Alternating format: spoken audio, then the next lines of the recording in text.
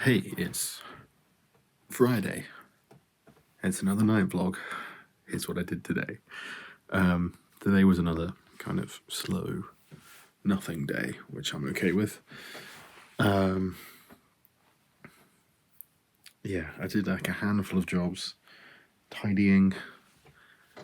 You know, now that I'm home for a little bit, I can afford to tidy some stuff up, clean some things, which I have done. Did the simultaneous, well, not the singularly boring task of reorganizing my video games because I have a problem and an addiction. But there, it's now. What's easy to get to is systems I'm still playing. So PS4, Switch, DS is down there. But that's it now. There used to be Wii and Wii U down there, but I'm really not playing it. I think there's one Wii U game left. And it's Xenoblade Chronicles X, because I'm desperately trying to finish it. But, you know, what are you going to do?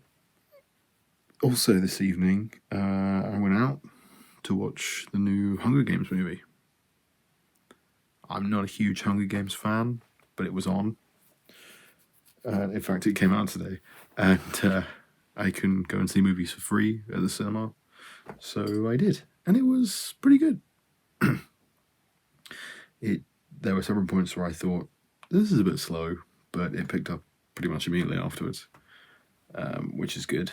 Because it was like I was getting to the end of my attention span for that specific scene, and then it immediately moved on to something else, which was fine. There was a point where I thought the movie was over, and it was not. There was another 45 minutes, which is fine. Yeah, I think it was a good movie. It was a good way of spending 2 hours, 2.5 hours. The Ballad of Songbirds and Snakes, I think, is the actual name of the film. But yeah, it's a decent movie. Would I have seen it if I'd had to pay? Maybe. I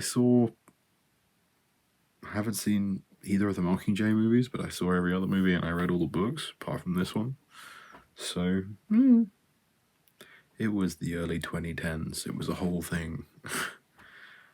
Some people have missed it, don't understand, but it was a whole dystopian young adult fiction. It was a big thing. And I read some of it. Not all of it, just some. Yeah, that was pretty neat. I've been slowly editing Sassteroid in the background as well. I'm averaging about 2 episodes a day, which if I keep going on that route, by the time I'm at by the time I go away for this next job, I will have finished the most recent Zelda session, which is nice. I also took it upon myself to start a new project, which I didn't intend to, and maybe is a bad idea. If you've been watching the vlog way back at the beginning, I told you that I was in the process of uploading all my old videos onto an archive. And I did do that, and it was all finished, and it's all up there. And it's the only place you can get to it, because I tried, because I creatively called the channel just archive, was in the description of that one vlog that I can't remember, was somewhere at the beginning of the year. It was like February or something. They've been up all year. They've just been up there, sat there. A handful of people have found them. They've, like, I think the most something's got is just like 5 views, which is fine. It wasn't intended to get loads of views.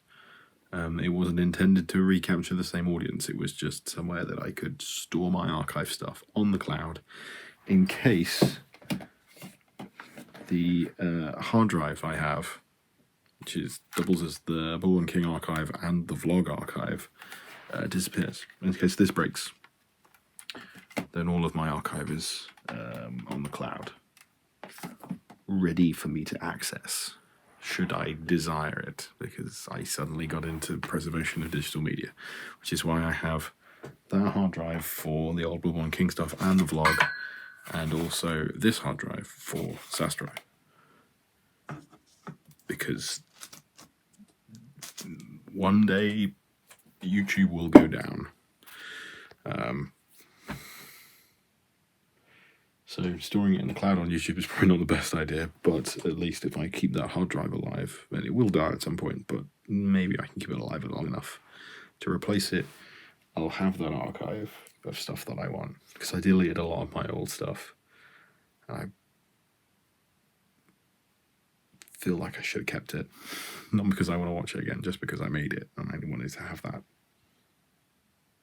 piece of something I made when I was a kid. But oh well, that's gone forever. I have vague memories of making it, but it's gone. So that Zant and Ghirahim Archive channel is now creatively called Zant and Ghirahim Archive. I will link it in this description as well. But that's there and archived. The videos are now public as well, which might make them slightly easier to find if you're in that way inclined. I've been going through and adding on kind of a description, which details stuff about the video, like our intentions. I started with the redo of season 1, so it's like, here's what this was, here's what we tried to do with this. If I change it, I'd do these things, and putting proper credits in and stuff, which is interesting, and they read kind of like mini essays. So I apologise, but they're there to read if you want, or you could just ignore them. The descriptions are mainly there for crediting people I got footage from and music back in the day. So, yeah.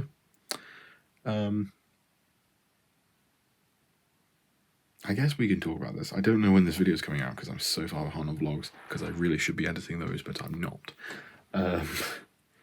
We had a plan this year. Zant and Ghirahim's 10 years old this year. It turned 10 years old because we started the project in 2013. And it's 2023 still, at the time of recording. Again, don't know when this vlog's going to come out, because I'm 2 months behind. Yeah, it started off back then, and it was 10-year anniversary, and we realised this about this time last year, me and Adam. And the plan was we were going to make something to kind of commemorate the fact that we made a thing 10 years ago. And the plan was we were inspired by the Team 4-Star stuff they're doing at the moment, where they're watching through all their old videos and commentating, which is fine, and we wanted to do something similar but not the same, although I kind of would like to do the same thing, because I keep stealing people's ideas anyway. We wanted to make like a retrospective where we talked about how we made everything and what the process was and why certain things took so long. But I was at uni for half the year, and then I got real busy, and I mean, our schedules never lined up, so we never made it. I'm hoping that we can make it soon, because I do really want to make it, but maybe. We'll see what happens. I don't know what's going to happen with it, but I would like to make it. It's late. It's like really late. I should go to bed. So I'll see you tomorrow for something else. Maybe more of the same. Who knows?